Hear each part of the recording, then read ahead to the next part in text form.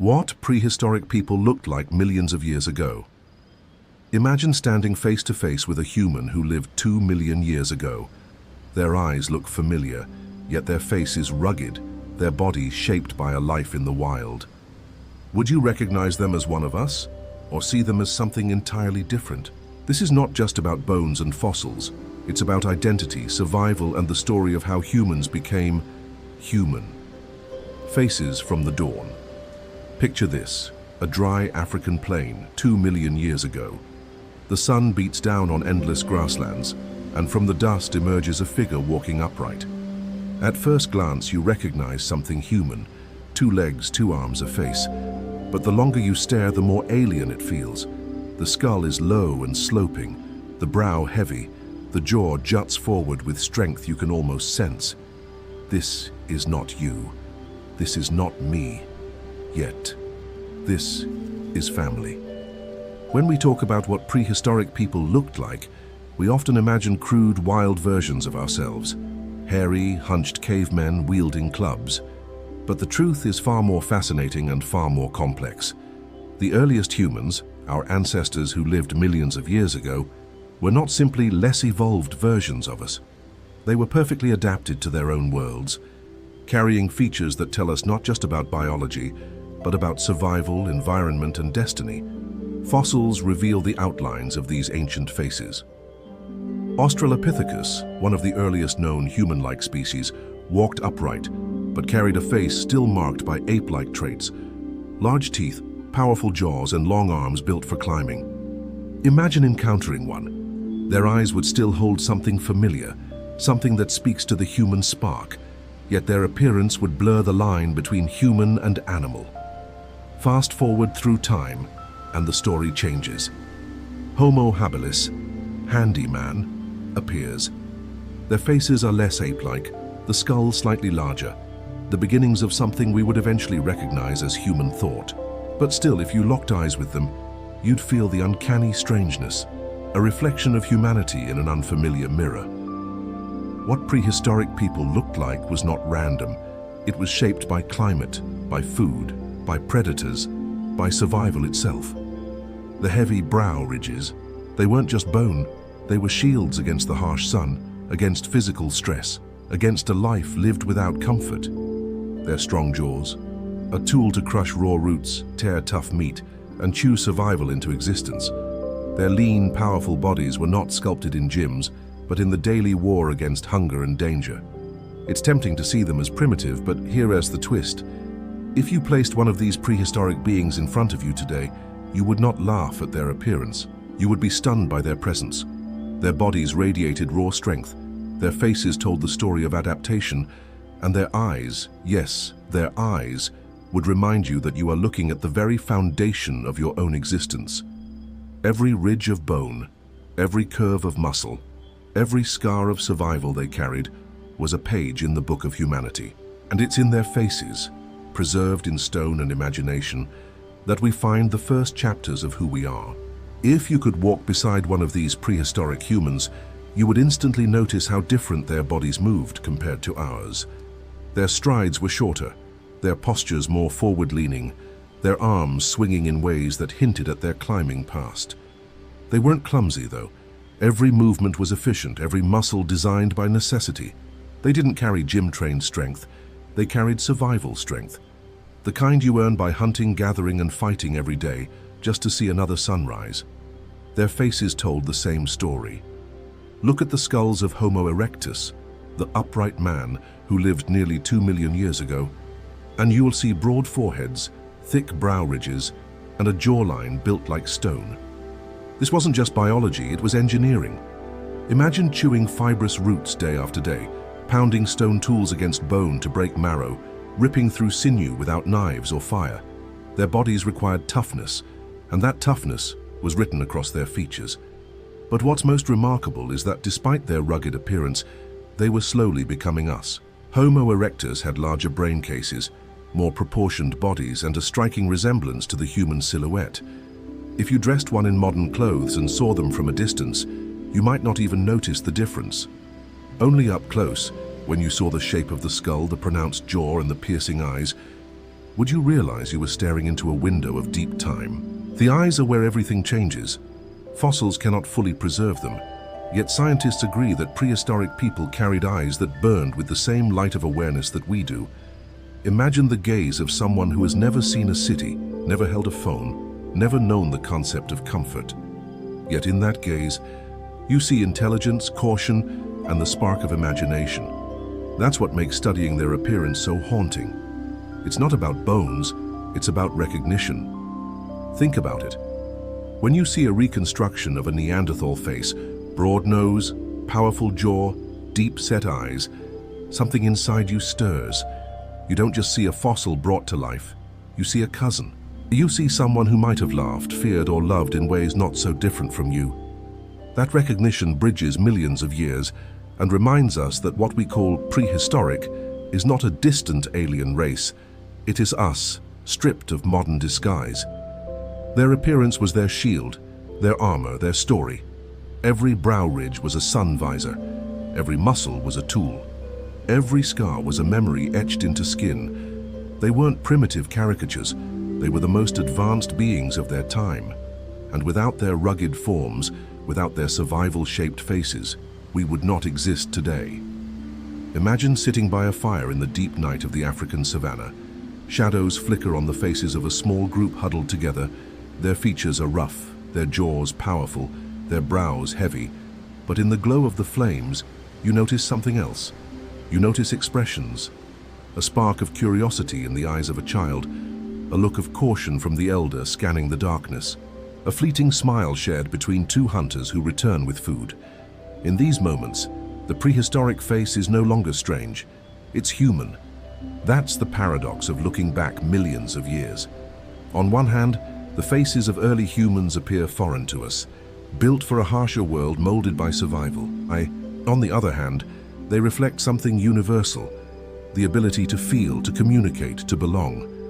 Bones alone cannot tell us this, but archaeologists and anthropologists have pieced together a truth that goes beyond structure. These people were not just surviving, they were living.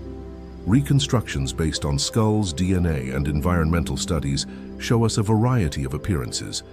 Some groups were shorter and stockier, built to conserve heat in cold climates.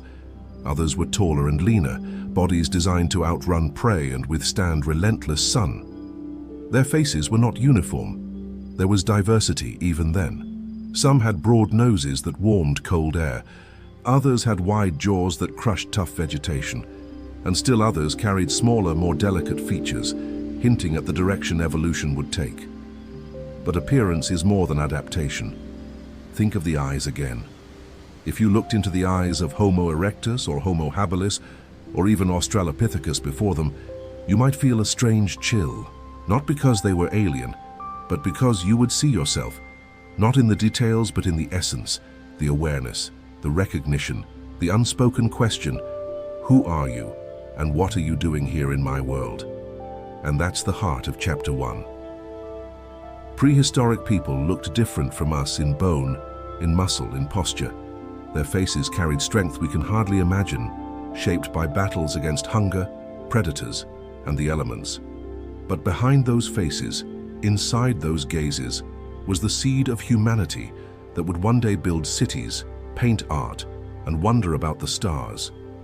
Their appearance was not just biology, it was a bridge between animal and human, a bridge between survival and imagination, a bridge that leads, step by step, directly to us. The strength of survival. Close your eyes and imagine shaking hands with a prehistoric human. Their grip wouldn't feel like yours. It would be crushing, calloused, unrelenting. Their palms would be hardened by stone tools, by pulling roots from the earth, by carrying meat across long distances. Their arms, thick with muscle, weren't sculpted for looks. They were sculpted for life. We often think of ourselves as strong, but compared to them, we are fragile. Prehistoric people didn't lift weights, they lifted survival itself. Every day was a workout, sprinting after prey, climbing trees to escape predators, hauling wood for fire, grinding seeds and bones to extract nutrition. Their bodies were shaped by necessity, not vanity, and necessity is the greatest trainer of all. Consider Homo erectus, one of our most successful ancestors. They walked long distances across Africa, Asia, and Europe, covering ground that would exhaust modern athletes. They hunted animals larger than themselves without modern weapons, using persistence and endurance as their tools. Scientists believed they could chase prey for hours, wearing it down until it collapsed from exhaustion. That kind of stamina is almost unimaginable today. Their strength was not just endurance, but raw power. Their skeletal remains reveal thicker bones than ours, suggesting bodies that could withstand impact and stress far beyond what modern humans could tolerate. A fall that might break our leg could be a bruise to them. A task that would leave us sore for days was simply another morning's routine. And yet, their strength wasn't only physical, it was environmental. Prehistoric humans were adapted to climates that would challenge us to the brink of death. Scorching savannas, freezing ice ages, torrential rains, they didn't just survive in these worlds, they thrived.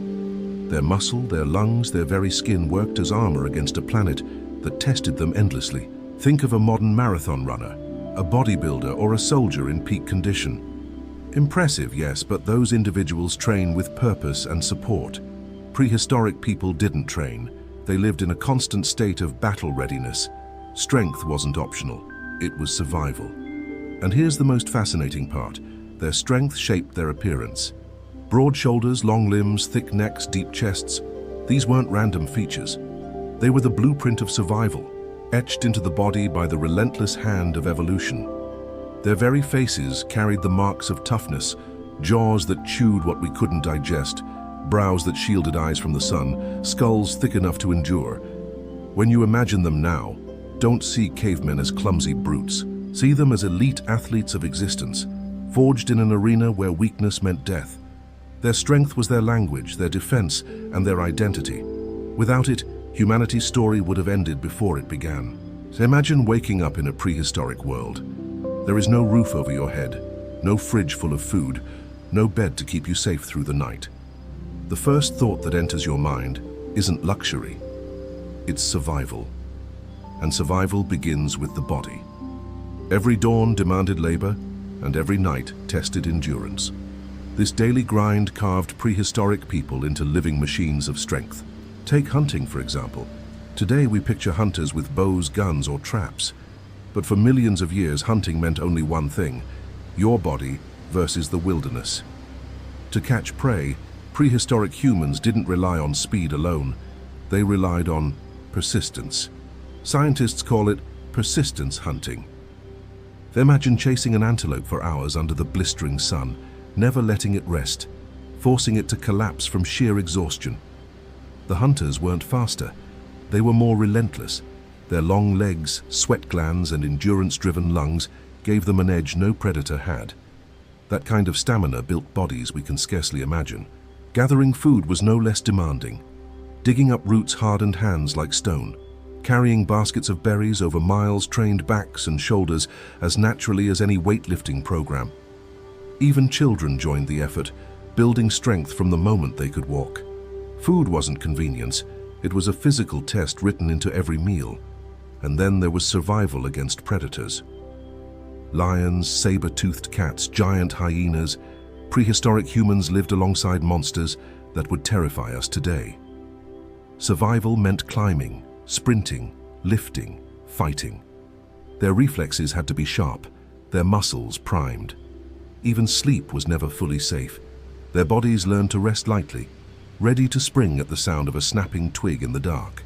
That constant readiness molded nerves and muscles into an inseparable partnership. You can see this in their skeletons. Thick, dense bones tell us they bore stress far greater than ours.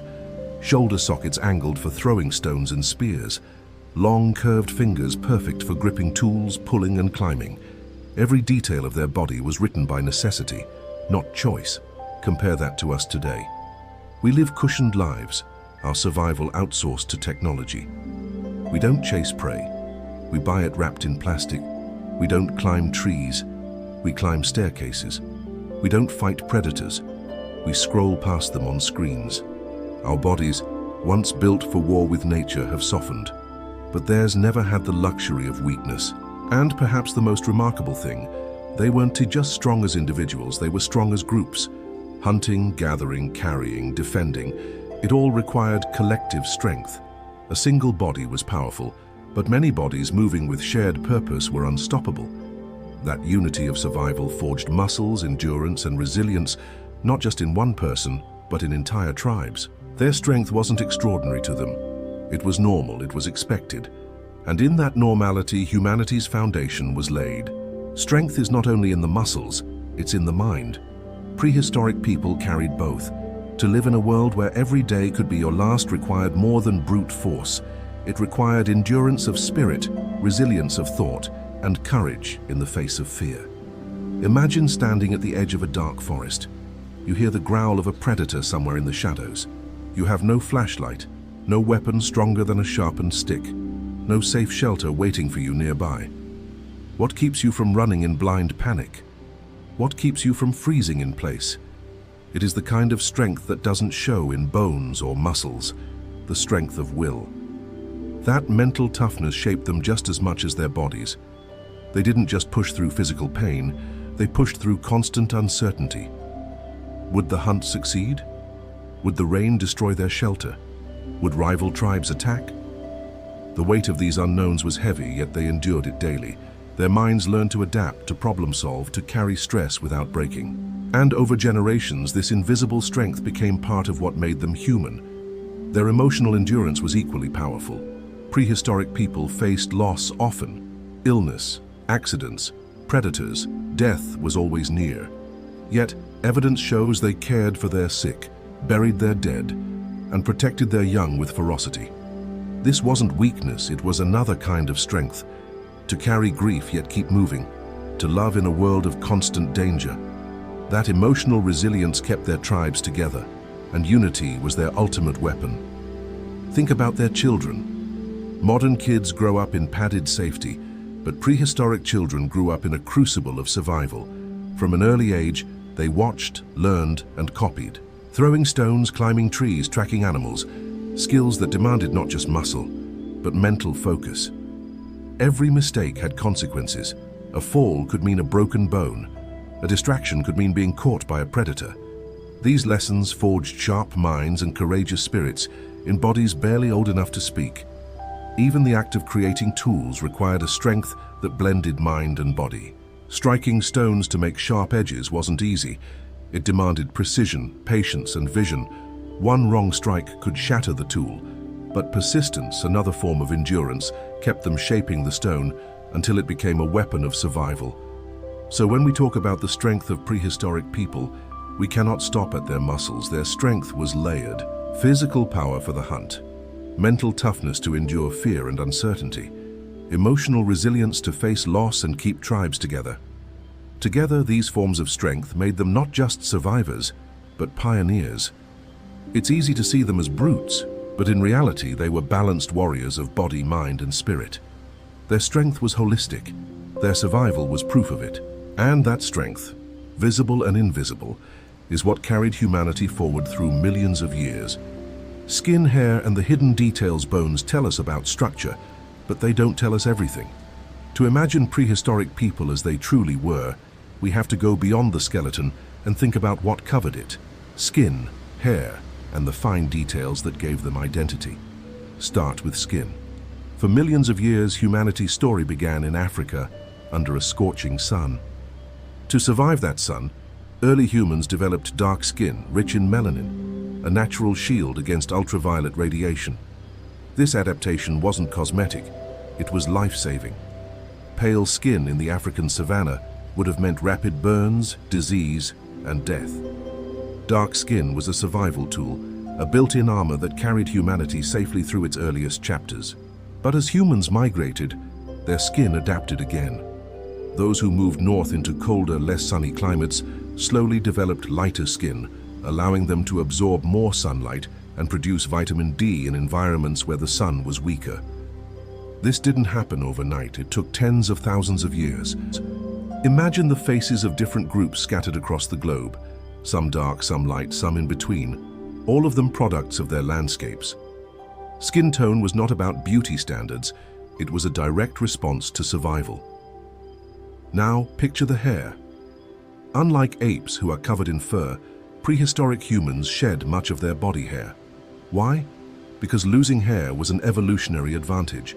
Less fur meant they could sweat more efficiently, cooling their bodies during long hunts in the heat. Hair didn't disappear entirely. It transformed. Thick hair remained on the scalp, shielding the brain from the sun. Eyebrows stayed to keep sweat out of the eyes. Facial hair grew, perhaps as protection, perhaps as a signal of maturity. The texture and color of that hair also varied. Some groups likely had tightly curled hair, designed to keep the head cool under blazing sun. Others developed straighter hair in colder climates, where it provided insulation against the chill. Even hair became a mirror of environment, silently adapting to the demands of survival. Then there are the features that make a face human. The shape of the nose, the curve of the lips, the angle of the cheekbones. These weren't random either. Broad noses warmed cold air before it entered the lungs. Narrower noses helped conserve water in dry climates. Full lips, thin lips, wide faces, long faces, each was a solution, an adaptation, a reflection of geography. When you put these details together, the prehistoric world suddenly becomes vivid. These weren't faceless beings. They had skin tones as varied as the landscapes they roamed. They had hair that told stories of heat and cold. They had features sculpted by wind, rain, snow, and sun. Each person carried in their appearance the map of their survival. And if you stood before them, you would not see caricatures of cavemen. You would see people, different, yes, but undeniably human. When you imagine prehistoric people, don't just see a generic figure in animal skins. Picture them as living mosaics, each detail of their face and body etched by the environment they fought to survive in. Climate, terrain, and even diet sculpted them into distinct shapes and appearances. Take the nose, for example. It's not just an aesthetic feature, it's an evolutionary tool. In colder, drier climates, noses became narrower and longer, warming and humidifying icy air before it reached the lungs. In hot, humid regions, wider noses allowed faster airflow, cooling the body and supporting endurance. Every curve of bone, every nostril shape, whispered a story about where they lived and what they endured. Diet left its mark as well. Prehistoric humans chewed tough roots, raw meat and fibrous plants. Their jaws grew stronger, their teeth larger, their cheekbones wider to handle the relentless stress. Compare that to us today, chewing soft, cooked foods.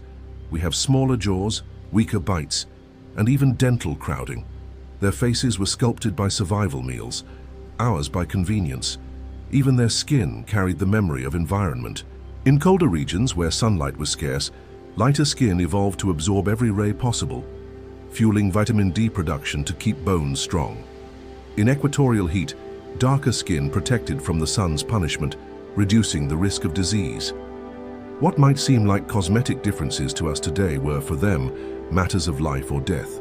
Hair told its own story.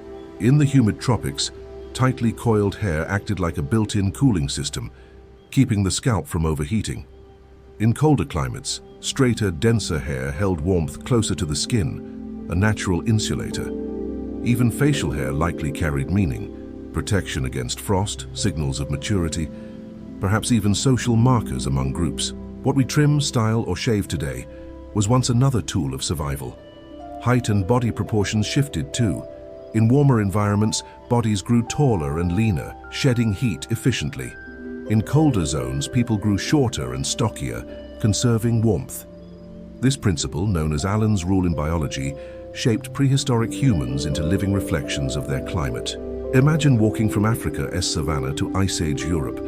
You'd meet humans of the same species, yet their appearances would feel worlds apart. And then there is the unseen influence, emotional expression. Muscles under the skin created frowns, smiles, scowls, and laughter. Fossils can't capture these, but we know they existed. Even millions of years ago, faces weren't just functional, they were emotional. They warned of danger, signaled trust, expressed care. They weren't blank masks, they were alive, communicating in silence long before language was born. When you piece all these details together, you realize prehistoric people were not a single look. They were a spectrum, endlessly adaptive, endlessly responsive to their environments. Their skin, hair, and features weren't decorations. They were survival strategies, living maps of evolution etched into every face. Now let us imagine something bold. What if a prehistoric human suddenly appeared in front of you today? No time machine, no museum glass between you, just them standing face to face. Would you recognize them as human, or would you hesitate? The truth is both simple and unsettling. You would recognize them. They wouldn't look like a different species. They wouldn't look like apes. They would look like people. Different, yes, rugged, powerful, their features sharper or broader than what you're used to, but undeniably human. And that realization would strike you harder than anything. These weren't distant aliens from the past. They were us. Reconstructions made by scientists using fossil skulls, genetics, and advanced 3D modeling have shown just how startlingly human they appear. Their skin carried tones ranging from deep browns to pale shades, depending on where they lived. Their hair varied from coiled to straight. Their noses, lips, and eyes carried the same variety we see in humanity today. If you passed some of them on a crowded street, dressed in modern clothes, you might not even notice, until you looked closer at the subtle differences in bone structure, posture, or expression. What might surprise you most is their presence. Prehistoric humans carried a physical intensity that modern life has dulled. Their hands would be thick with calluses, their skin weathered by sun and wind, their muscles visible not from training, but from necessity. They looked like people who worked for every breath, every bite of food, every night of safety. In a world where survival was never guaranteed, their bodies became maps of endurance. But their humanity went deeper than appearance. Their faces moved with expression, smiles, frowns, raised brows, narrowed eyes. They shared glances of warning during hunts, laughter by the fire, sorrow in moments of loss. These weren't abstract features. They were the same emotional tools you use every day. Imagine recognizing a smile on the face of someone who lived 200,000 years ago. Imagine hearing laughter from lips that shaped the dawn of human culture. That is the true connection between us and them. Even children carried this familiarity. Fossilized footprints show young ones running, playing, chasing, just as children do now. Their hair may have been wild, their faces tougher, their skin marked by the outdoors, but their laughter would have sounded hauntingly familiar. That echo of innocence connects across the ages. The greatest surprise isn't that they looked different. It was that they looked so much like us. Their differences were shaped by environment and necessity, but the core of humanity, the spark in the eyes, the movement of the face, the universality of expression was already there. To see one of them alive today wouldn't just be an encounter with the past. It would be an encounter with yourself, stripped of the comforts, technologies, and disguises of modern life. And that realization might be the most powerful of all. Eyes of the ancients. They say the eyes are the windows to the soul. If that's true, then prehistoric humans carried souls we would instantly recognize. Their bones tell us structure. Their skin tells us adaptation. But their eyes tell us humanity. Imagine sitting across from a Neanderthal by the fire. You look into their deep-set eyes, shadowed beneath heavy brows. At first you expect distance. You expect to see something alien. But what you see instead is startling. Recognition, the flicker of curiosity, the glimmer of caution, the warmth of connection. Suddenly, the gulf of thousands of years feels smaller than you thought. Unlike bones, eyes don't fossilize, yet we know they were just like ours, round, expressive, and alive. The same muscles that move our brows, crinkle our eyelids, and widen our gaze existed in them too. They could glare in anger, soften with compassion, widen in surprise. Think about that.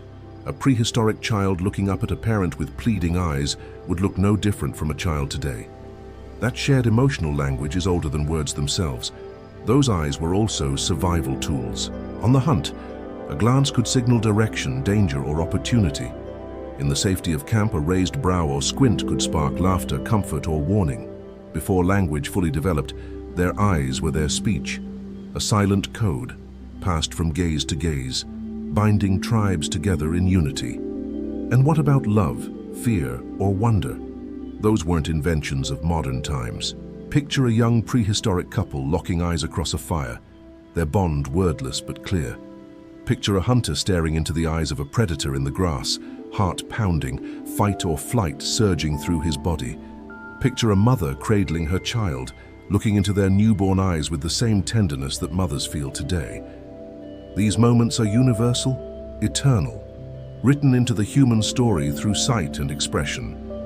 The eyes carried another secret, imagination.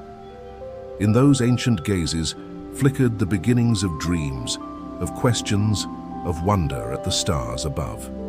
Archaeological evidence suggests they painted, carved, created. But even before their hands shaped art, their eyes carried vision. They didn't just see the world, they imagined what it could become. So when we talk about prehistoric people, don't think only of muscles and bones. Think of eyes, watchful, expressive, alive. The same kind of eyes you meet every day on streets, in homes, in mirrors. The eyes that stared at lions on the savannah are the same eyes staring back at you right now in your reflection. To look into their gaze is to realize something humbling. Humanity as soul has always been there. Not in technology, not in cities, but in the timeless, wordless language of the eyes. Long before humans mastered speech, the face spoke.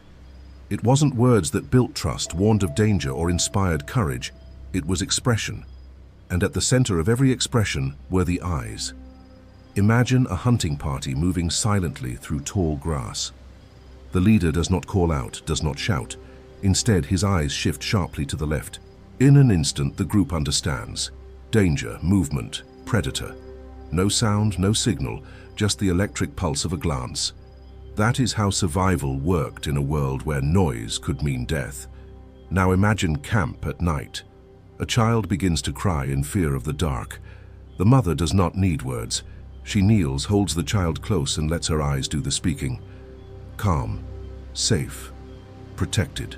That silent promise has lasted across time, spoken in the same language millions of years later by mothers today. The eyes also shaped power. Within tribes, dominance was not always shown by strength alone, but through presence. How long you held someone's gaze, how firmly you stared back. In many animals, eye contact signals challenge or submission, and early humans were no different. The alpha did not need to roar. Sometimes he only needed to look.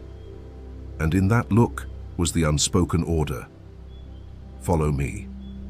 But there was more than dominance. There was joy. There was laughter. A playful glance. A mischievous squint. These subtle sparks lit up their world. We forget sometimes that prehistoric people were not only warriors and survivors, but also children, lovers, friends. Their shared smiles, exchanged without sound, were proof that humanity has always craved connection as much as protection. Think of the rituals they must have held around firelight, eyes glowing in the flickering flames, stories told not only with hands but with widened eyes, nods and expressions of wonder. Fire gave warmth, yes, but it also gave shadows and light that danced across their faces, turning every gathering into a theater of emotion. And when fear came, it was unmistakable. The sudden widening of the eyes, the darting glance, the frozen stare, all signals hardwired into us from those days. The same reflex you feel when startled today was once the alarm system of survival.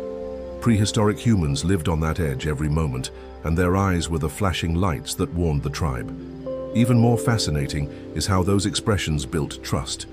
A suspicious glance could shatter alliances. A warm, lingering look could bind strangers into kin. These were not small details. They were the glue of society.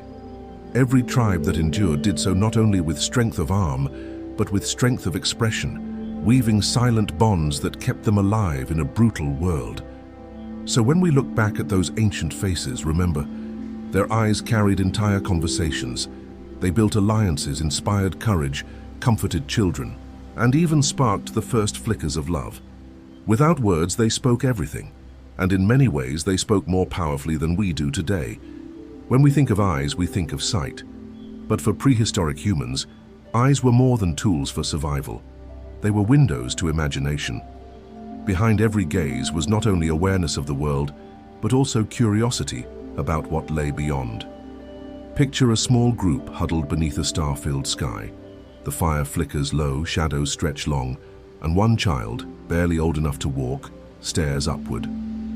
His wide eyes lock onto the stars, the moon, the unexplainable patterns above. He doesn't understand them, yet in that gaze is the spark of something new, wonder. That spark, passed down through generations, became the foundation of myth, art, and eventually science. The earliest storytellers didn't begin with words, they began with eyes. A hunter, returning from a close encounter with a predator, might widen his gaze and exaggerate his expressions to retell the moment around the fire. His eyes drew the tribe in, filled them with fear or laughter, long before structured speech existed. From those eyes, the first dramas were performed, and the seeds of human storytelling were planted. Eyes also carried memory. Imagine watching a loved one's face fade into the shadows of death. No words could capture the weight of that moment, yet the last exchange of eyes, the silent goodbye, would be burned forever into the heart. That memory, raw and human, shaped the earliest rituals of mourning, the first gestures of respect for the dead. Even in grief, the eyes spoke. But perhaps the most powerful gift of eyes was vision, not the literal kind, but the ability to see what could be, to look at a rock and not just see stone, but imagine a tool, to look at fire and not just see danger, but see warmth, protection, and possibility. That shift, seeing beyond the present moment, was the dawn of human progress, and it began not with words, but with the silent theater of the eyes. Think also of love. Prehistoric couples, bound together not by contracts or ceremonies, but by survival itself, exchanged looks that carried trust and devotion. Our gaze across the fire could mean, I will protect you, I will stand with you, I will risk my life for you. These vows were unspoken, yet etched into their hearts more deeply than any language could. Even today we inherit this ancient code. A glance across a crowded room can spark connection. A child's eyes can melt hardened hearts. Our stare into the night sky can stir the same wonder our ancestors felt thousands of years ago. The continuity is breathtaking. To look into the eyes of the ancients is to realize something profound. Their humanity was not so different from ours.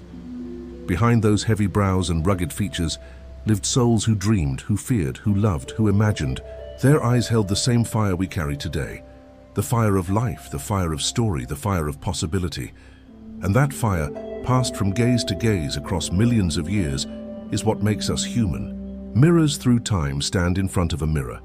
Look closely at your reflection, the shape of your jaw, the curve of your brow, the color of your eyes. Now ask yourself, how much of what you see is truly modern, and how much is ancient? We like to imagine ourselves as separate from the past, as if the millions of years that came before us were a different story entirely.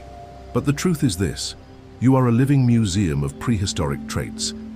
Every feature on your face, every proportion of your body, carries echoes of people who walked the earth long before cities, long before language, long before history itself was written. Take your brow ridge, for example. Some people have smooth, flat brows, others have heavier, more prominent ones. That variation is not random. It is an inheritance from ancestors who had to survive in harsh conditions where strong bone structures protected the skull. Even the width of your nose carries ancestral stories. Wide noses evolved to cool, hot, humid air, narrow noses to warm, cold, dry air. You are carrying within your very skin the survival strategies of people who lived thousands of generations before you. Look at your hands, the ability to grip, to craft, to hold tools. It's not just human, it's prehistoric human. When you clench your fist, you are performing the same gesture that an ancient hunter once made before striking stone against stone to spark fire. When you reach out to touch, to comfort, or to hold, you are continuing the same instinctive motions that carried love and survival across millennia. Even your eyes, the same eyes we explored in the last chapter, are mirrors of the ancient world. Their placement, their expressions, their subtle movements, they are all part of the same evolutionary theater. When you raise your brows in surprise or narrow your gaze in suspicion, you are reenacting expressions that once warned entire tribes of danger or signaled safety by the fire. The truth is that none of us are fully modern. We are patchworks of time, mosaics of ancient bloodlines and adaptations. Your skin tone may carry the memory of equatorial suns or northern winters. Your hair texture may whisper stories of dense forests or open plains.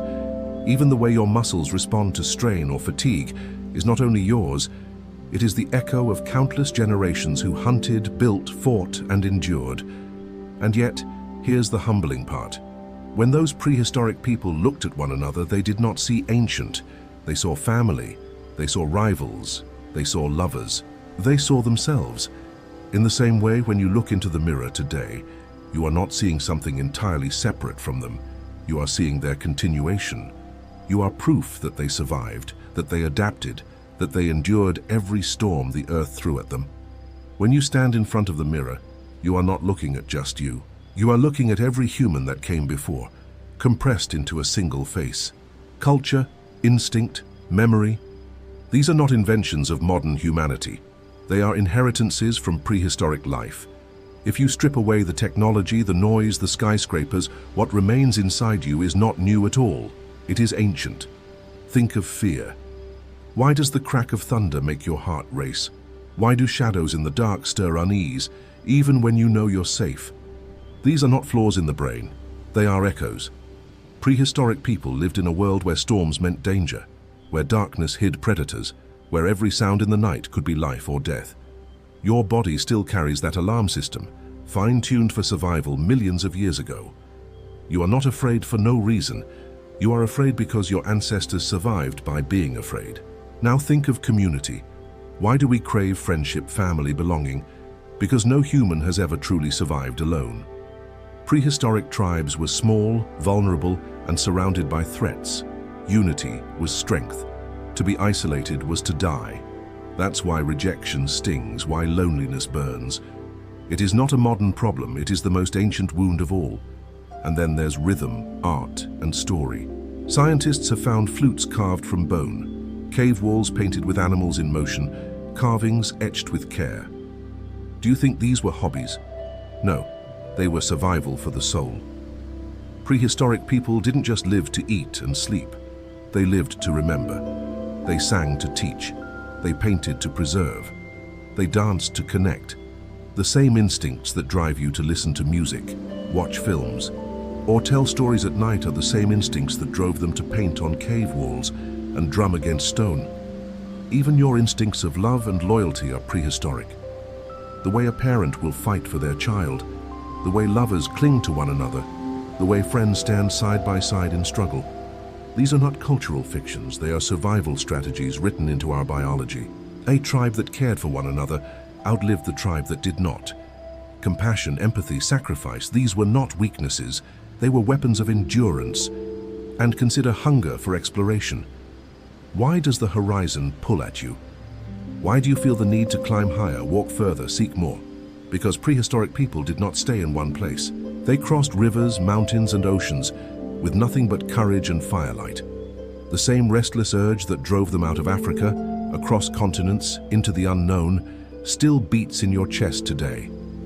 Every ambition, every dream, every leap into uncertainty is a modern echo of their footsteps. Look closer at yourself. Your fears, your loves, your art, your dreams. They are not random quirks of modern life. They are fossils in motion, living traits carved by millions of years of survival. You are not just shaped by prehistory, you are prehistory walking in the present. When you realize how much of prehistory still lives inside you, something shifts. You begin to see yourself differently, not just as an individual floating in the present, but as the continuation of an ancient, unbroken chain. Every heartbeat you feel is the echo of a heartbeat that once pounded inside a hunter, sprinting across open plains. Every breath you take is the same rhythm once drawn by mothers nursing their children beside firelight. Every glance you cast into the night sky is a continuation of eyes that stared upward long before astronomy, searching for meaning in the stars. You are not just you, you are them, their courage, their struggle, their endurance, their hope. And what does that mean for us today? It means that when you look in the mirror, you are not looking at someone fragile or lost in time. You are looking at proof of survival, proof that your ancestors faced storms, famine, predators, and death, and still pressed forward. Proof that within you lies the same strength, the same adaptability, the same resilience. We live in a world of comfort compared to theirs, but the fire that carried them through darkness is still burning in your blood. The question is, what will you do with it? Will you let it fade, distracted by conveniences and noise? Or will you honor it, using it to build, to explore, to overcome your own challenges? When prehistoric people gazed into water and saw their reflections for the first time, what did they think? Did they wonder who they were? Did they see themselves as individuals or as part of something larger? We may never know. But perhaps the truth is simpler. Maybe they saw the same thing you see when you look into your reflection. A face marked by struggle, shaped by survival, carrying both fragility and strength. A reminder that existence itself is extraordinary. And so standing here, millions of years later, you must ask yourself, when the future looks back at us, what will they see? Will they see people who forgot their roots, who grew soft and complacent? Or will they see people who carried the fire of their ancestors forward, who honored the struggle that made them possible by daring to live fully? The mirror does not lie. It shows you the truth. You are not separate from prehistory. You are prehistory, alive in this very moment. The eyes that once stared down predators now stare at glowing screens. The hands that once carved stone tools now build cities. The voices that once cried out in caves now speak across the world. But the essence, the hunger, the strength, the flame, remains the same. Look in the mirror again. Look closer. Do you see it now? That isn't just your reflection. That is the reflection of every human that has ever lived. You are their victory. You are their legacy. You are their living proof. So here we are, at the end of a journey that has stretched millions of years across time. We have walked alongside the first people, studied their faces, imagined their voices, felt their fears, and looked into their eyes. And in the process, we've discovered something humbling, something powerful. They are not gone. They are alive, in you, in me, in every human face that walks the earth today. When you strip away the distractions of modern life, the glass, the steel, the screens, you find that you are still carrying their fire. Your body is their body. Your instincts are their instincts. Your courage is their courage. And your reflection is their reflection. You are living proof that they endured, and through you their story continues. The question is no longer, what did prehistoric people look like? The question is, what do we see when we look at ourselves? Do we see only the surface, hair, skin, features? Or do we see deeper into the ancient roots that shaped every expression, every instinct, every dream? Because the truth is, the prehistoric story isn't over. It's being written right now in every step you take, in every risk you embrace, in every challenge you overcome. You are the latest chapter in a story that began millions of years ago, and it will continue long after you are gone. So the next time you look in the mirror, remember, you are more than a single life in a single moment. You are a living archive of survival, adaptation, and triumph. The eyes staring back at you are the same eyes that once stared into firelight, into storms, into the unknown. You are not separate from them, you are them. And if that realization humbles you, let it also empower you. Because if they could survive what they endured, ice ages, predators, hunger, fear, then you too can survive the challenges of your world. If they could adapt, innovate, and overcome, so can you. The strength you admire in them already lives inside you. This is why we tell these stories, not just to remember the past, but to remind ourselves of the fire we still carry. If this journey moved you, if it made you pause and see yourself a little differently, then I invite you to stay with us. Subscribe to this channel so together we can continue exploring the echoes of the hunt, the whispers of our ancestors, the forgotten truths that live inside us all. Like this video if you felt the connection. Share it with someone who needs to be reminded of their strength. And most importantly, carry this thought with you. When you look in the mirror, you are not looking at just one life. You are looking at millions. The story of humanity is not in the past. It's alive, burning in you. Keep that fire alive, keep walking forward, and never forget where you came from.